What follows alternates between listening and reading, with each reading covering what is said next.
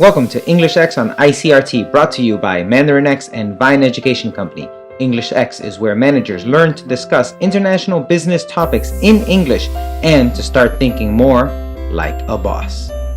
欢迎收听 ICRT EnglishX， 每周四早上由中文课和葡萄藤国际语言训练中心特别企划，让您掌握全球商业趋势。Hey Ting, how's my Netflix password treating you? Oh, very well.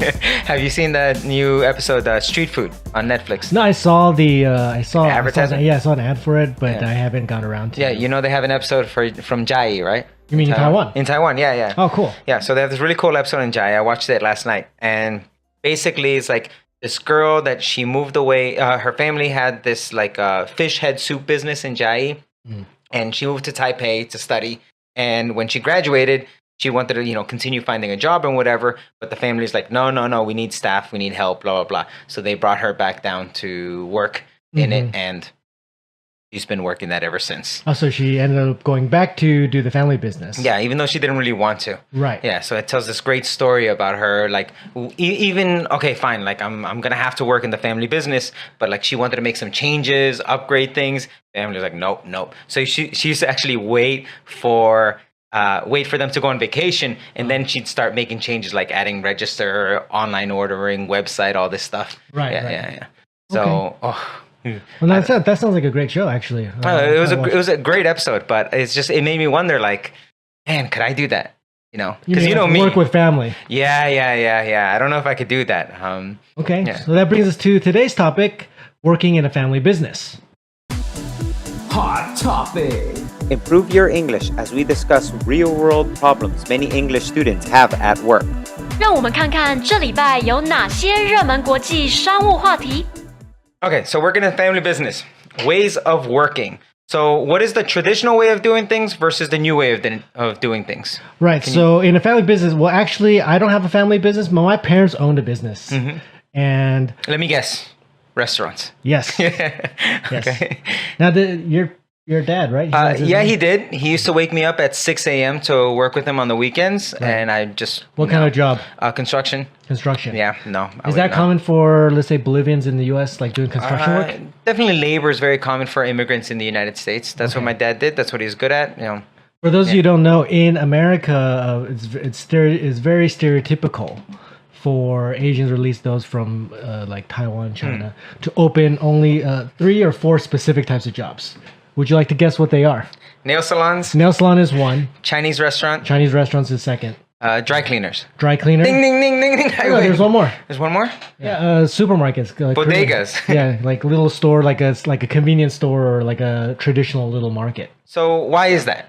Well, there is often a generation gap. You have your parents, the people who started the business, and they ran it maybe successfully, and by doing it the way they know how, by doing it the way they found success. Yeah. But then they have their next generation, their children, who may take over the business or who are working in the business, and they might have different points of view. Right. Is it good or bad? No, that's because in business, I feel you need like different point of views, right? To fight competition or whatever and succeed. But but a lot of the problem is the older generation, the ones who started the business. Yeah. They are stubborn. Yeah, they can be a little bit stubborn. They want things to be done their way because that's what they know to have to work. Okay. Right.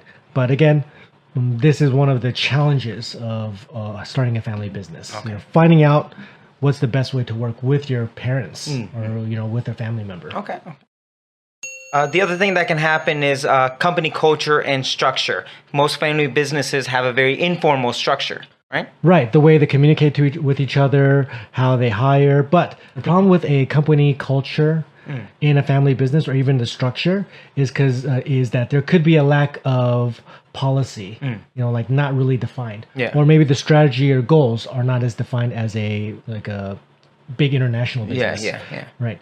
So Stuff like having a clear SOP in those things. right. And then the other question is, how do we keep our personal issues from getting into the business or affecting the business? And I think that's really difficult for most family business people. There's this great scene in the documentary, the Netflix documentary, where she said, like, you know, she was throwing pots and pans and breaking stuff because they used to get in fights all the time. Right, Yeah, right. Yeah. Yeah, and we know that we only we say the things to our family that we wouldn't say to other people, like being more direct or yelling, or saying the bad words, or like we can curse at our parents sometimes, and you can be rude, and maybe say the very more personal things to family members. But that wouldn't fly in an office. Exactly, or an organization. exactly. Yes, So yes. it's more common to lose your cool. Actually, because my parents worked together, they ran a business together. My mom in the front, my dad in the kitchen in the back.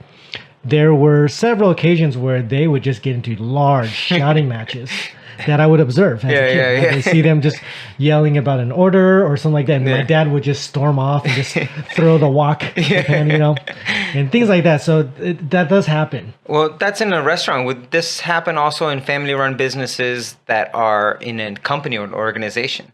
That's a good question. I don't know in a larger organization, but my guess is maybe similar, like the way they speak to each other. Ting, your kids can never work here. I wouldn't want it. That's the thing with my parents is that, a lot of people ask me, because I grew up in the restaurant business, like, why don't you open a restaurant? You kind of know. Yeah. And I said, well, one is that wasn't really my interest, though I kind of do like food and restaurant. I think I could maybe run one, but I don't think I would run it that successful. The second is my parents actually didn't want me to do it. They felt like that type of work is very manual labor. So they wanted me to use my brain more than just my hands. So they felt like they worked hard so I can get the education. So you didn't have to do that. Yeah, so I didn't have to be in the family business. Tell that to my dad.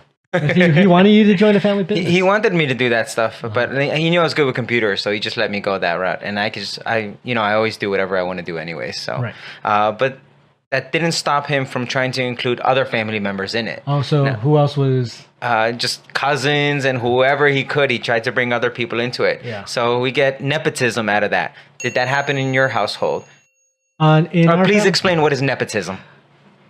Nepotism. It's kind of like the pressure of family members to maybe hire or give jobs to other family members, even if they are not qualified.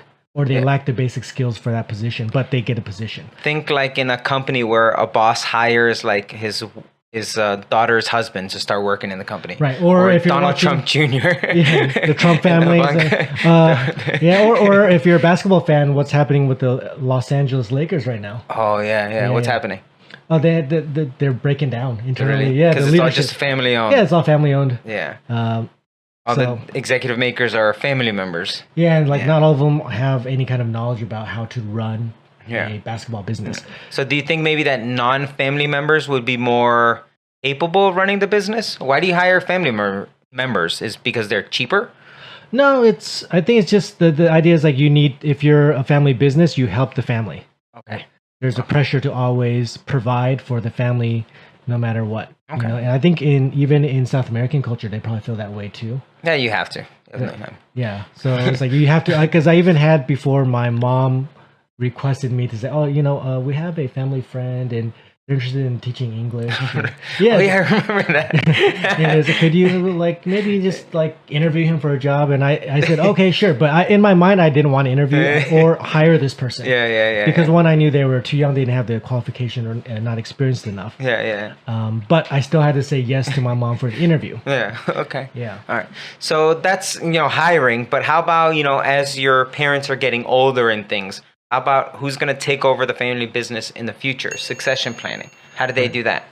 Well, a lot of let's say in Taiwan, I believe Taiwan has a lot of family-owned businesses. Even the really large local businesses are also family-owned.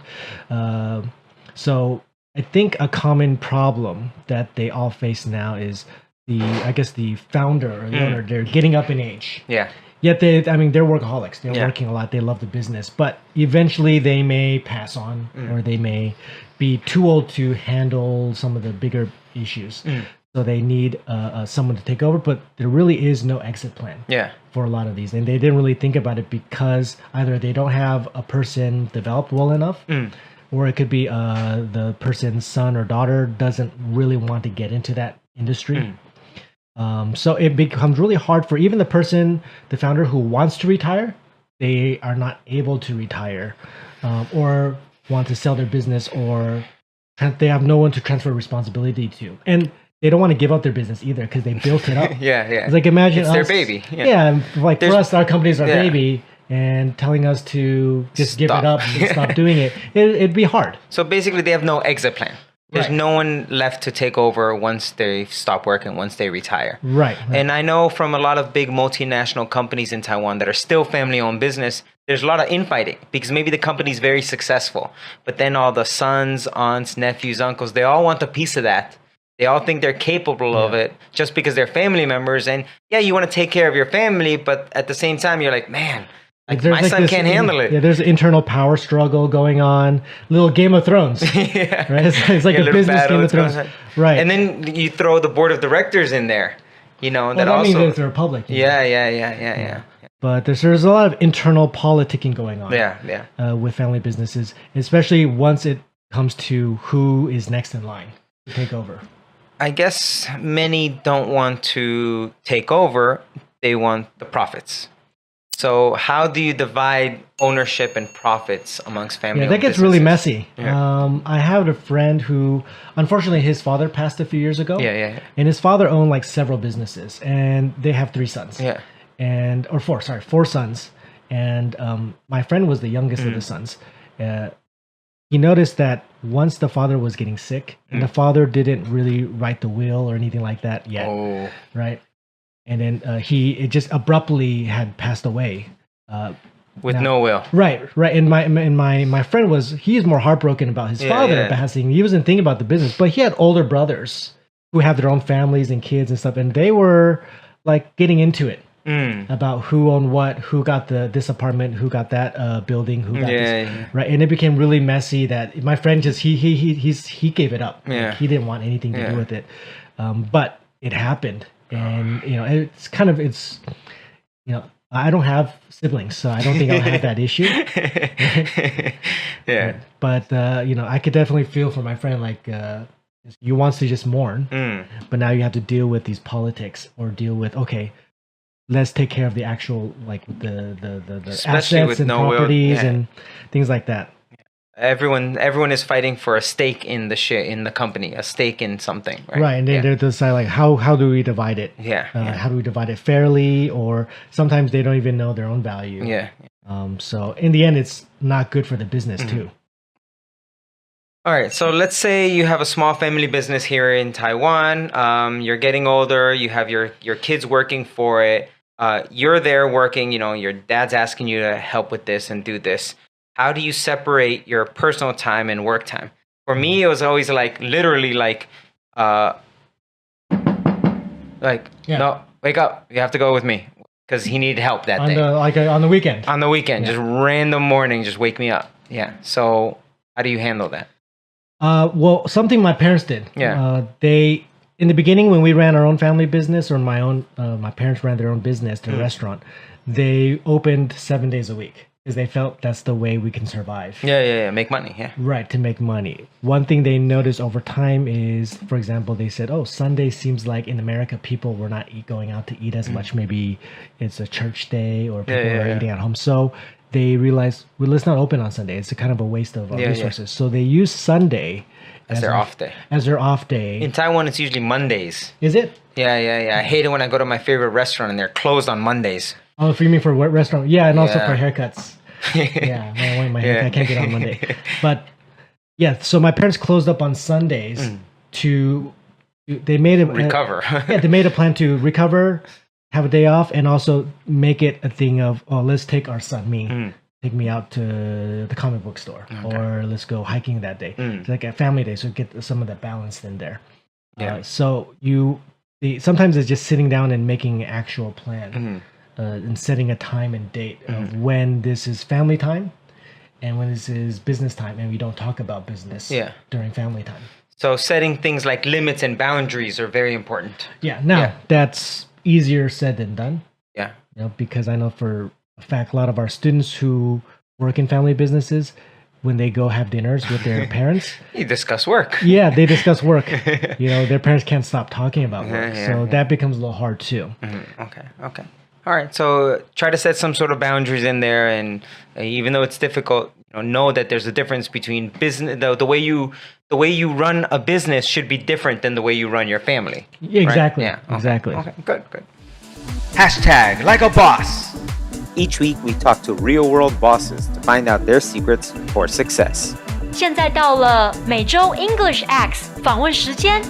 Hello, everyone. With us today, we have Brenda Yang. She is the proprietor of a hot pot restaurant here in the Xinyi district. It's a hotspot for Taiwanese celebrities. It also has some Taiwanese family-style dishes, and it's owned by her parents, and she's forced to work there, right? Yeah, I can say that. You can say that, yes. Okay, so Brenda, please tell us about your family business. Hi, Russ. My family business is we have run the restaurant for almost 25 years. Okay. And in the beginning, there were my parents, my grandparents, my aunts. So literally, Your entire family. yeah, entire family like working there. And now we have 2 chefs and 8 staff members. So I kind of take care of all the marketing for the restaurants, as well as managing the staff during business hour. And who else is working there? You, your mom, your dad, anybody else? No, now it's me, Yeah.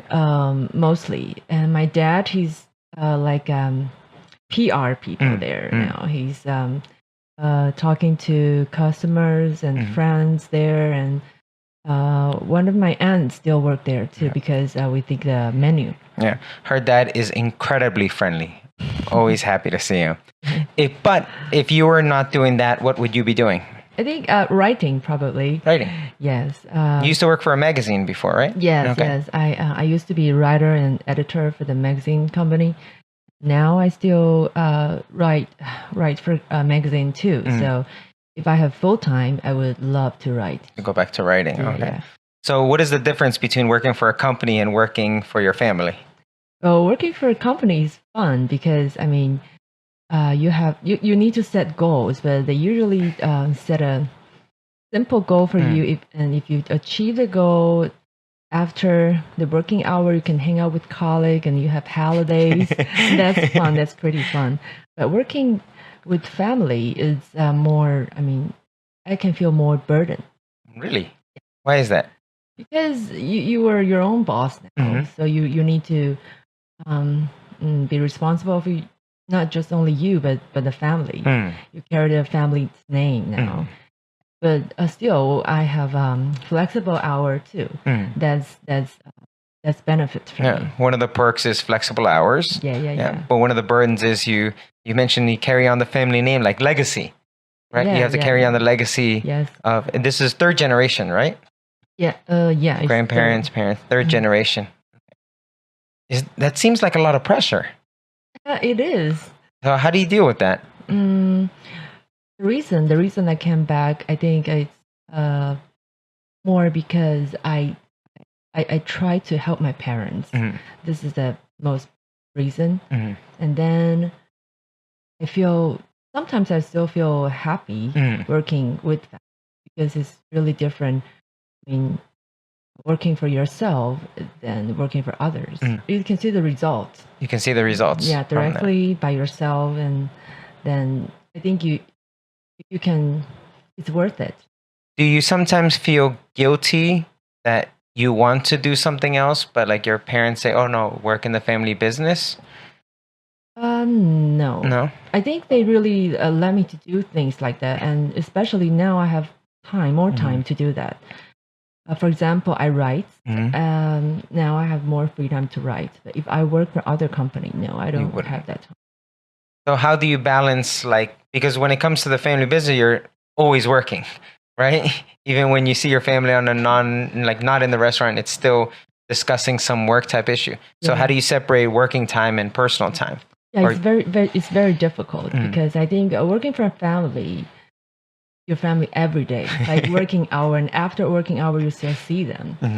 Well, but I'm married now, so maybe not every day, but it's very hard to, not talking about business when we see each other. Okay. Even we're having our family meal. Yeah. So you're married now. Does that mean your parents give your new husband pressure to also help out? Not yet. But it's coming. I don't know. I'm not sure, but I don't think they will put that pressure on him, because I think it's more healthy to, two people, couple not working in the same company. Okay. Yeah, and I know you have a brother, right? Why you, not your brother? Like why are you the one that's helping out?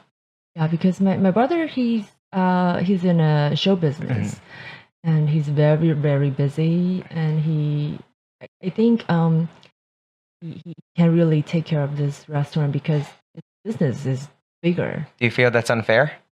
Mm, The bring you back, but let your brother do something else? no, because I don't need to be back. This is my decision. It's your choice. Okay. Yeah. Okay, good.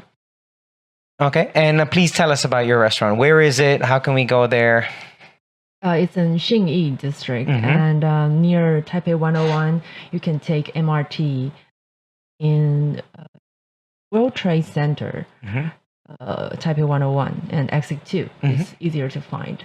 And what's the Chinese name for our audience? it's Yuan Guo. Yuan is my father's name, and Guo means pot. So Yuan Guo is the name of our restaurant. Okay. And on Facebook is Yuan Guo Family. It's Yuan Guo family. Yes. Okay, great, excellent, thank you. Thank you, Russ. Mailbag. Do you have a question? Well, we have answers. Email us at englishx@vinec.com or on the web at vinec.com/englishx. 有任何问题，欢迎发送到 EnglishX@vinec.com 或者到葡萄藤网站 vinec.com/EnglishX。Sean in Taipei asks, I don't have any free time and I'm so busy. What can I learn, or when? When can I learn English? Love that. I'm so busy. Now, we live in a culture of busyness. This is a worldwide phenomena right now where everyone says they're too busy for A, they're too busy for B, they're too busy for C. And I kind of see this as, again, people lying to me. Because I think it's lying, because everyone is busy. It's just when you say you're busy, replace busy with it is not worth my time. So think of it that way. So you can go see the movie tonight, or you can study for your presentation. I have a proposal that I need to write, right? I've been putting it off for 2 weeks. Today I want to go see the Pokemon movie. It's just writing this proposal can wait because I want to go see the movie tonight, right? So what you're really saying is I prioritize this over this. Exactly. So when you're too busy, you're prioritizing one thing over another thing. If you really want to learn English and you're busy for work, now I know you're not working 80 hours a week.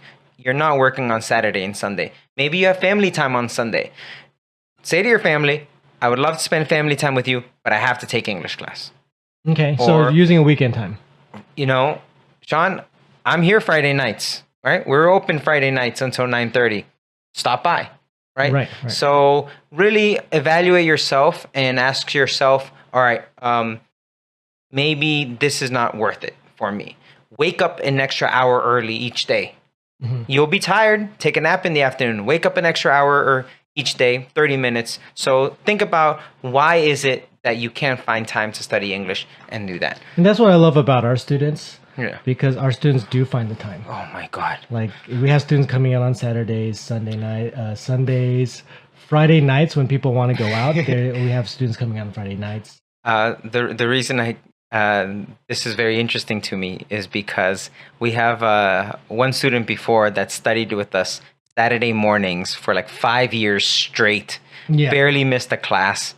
And every Saturday morning, 9 a.m., he was here ready. And I just admired him so much. How can he be so dedicated? Yeah, you don't think you could do it yourself? I can't do it for 4 weeks in a row. So I don't know how he could do it for 5 years. Right, So, right. so He really prioritized it. prioritize. But because he did, he really made like actual real progress where he actually doesn't really need us anymore because his English is at a point he can handle completely fluent, yeah. anything in business. Yeah. Talking to someone from India, the Netherlands, the US, without an issue.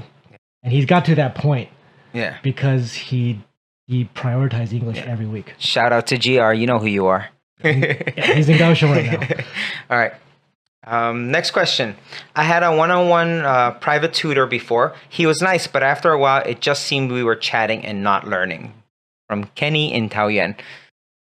Okay. Oh, Kenny, I know exactly how you feel because we run into this all the time running a language school. Right, because there's a balance here, right? Mm-hmm. Where you have a goal, you have something that you need to learn, but also you want class to be fun and interesting. So how can you make it, structured, A, B, C? You have to learn this, you have to do this, grammar, all that stuff. Yeah, you don't want that either. But you also want the fluidity of conversation, and it's a very, very tough thing to balance. Yeah, and the common thing here in Taiwan is you get a lot of, we call in Chinese say jiajiao, which is like private tutoring where you go to a coffee shop or the teacher goes to your house, or the tutor goes to your house and you just have a class. Those tend to run into the issue of overtime.